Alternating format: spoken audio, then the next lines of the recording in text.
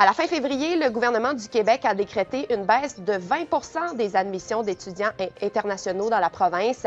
C'est une façon, selon Québec, d'empêcher que des établissements scolaires soient utilisés comme tremplin pour obtenir une demande d'asile.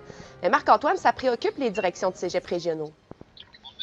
Oui, et la préoccupation provient en fait du fait qu'à l'heure actuelle, on assiste à une baisse quand même assez importante des demandes d'admission au collégial provenant de l'international.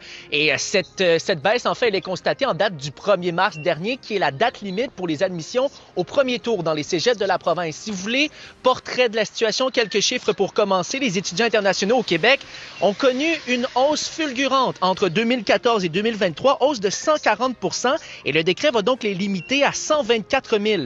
Au collégial, plus spécifiquement, le nombre d'étudiants étrangers va être limité à 29 000 et c'est une baisse de 40 %. Et ce qu'on craint, Marie-Ève, dans certaines régions comme en Gaspésie, au Bas-Saint-Laurent, sur la Côte-Nord ou encore au Saguenay, c'est que dans bien des programmes spécialisés, le contingent d'étudiants internationaux est assez important, même que dans certains programmes, on retrouve plus d'étudiants étrangers que d'étudiants québécois. Donc, on a peur et on craint qu'avec une diminution de leur nombre, certains programmes soient en péril en région et que ça vienne diminuer l'offre de programmes en région. On peut écouter à ce sujet le président du regroupement des cégeps de région.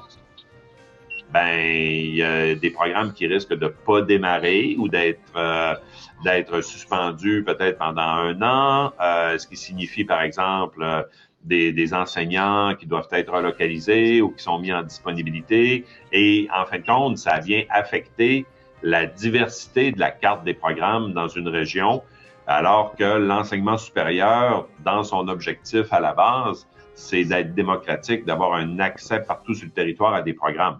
Marc-Antoine, il y a aussi la question de l'image du Québec à l'international. Oui, tout à fait. On craint que l'image du Québec soit mise à mal. Il y a plusieurs directeurs généraux avec qui je me suis entretenu qui me mentionnent qu'ils ont fait à l'automne, donc même avant le décret, plusieurs salons de l'étudiant, donc vont à la rencontre d'étudiants européens, par exemple. Et ce qu'on constate, en fait, c'est qu'il y a bien des étudiants qui mentionnent que le choix de venir étudier au Québec maintenant est grandement remis en question. On écoute à ce sujet 2 directeurs généraux avec qui je me suis entretenu. Les différentes annonces qui ont été formulées par nos 2 paliers de gouvernement depuis le mois d'août ont diminué l'image du Québec comme terre d'accueil pour des gens qui veulent venir étudier et éventuellement en faire un projet de vie, de s'établir au Québec. Ce qui fait qu'on le voyait sur le terrain à l'automne, il y avait beaucoup de questions qui se posaient, les gens remettant en question leur projet de venir étudier au Québec. On trouve quand même que ça a semé beaucoup d'incertitudes. Ça a donné un message peut-être comme quoi le Québec était peut-être pas l'endroit où on accueillait à bras ouverts les étudiants étrangers.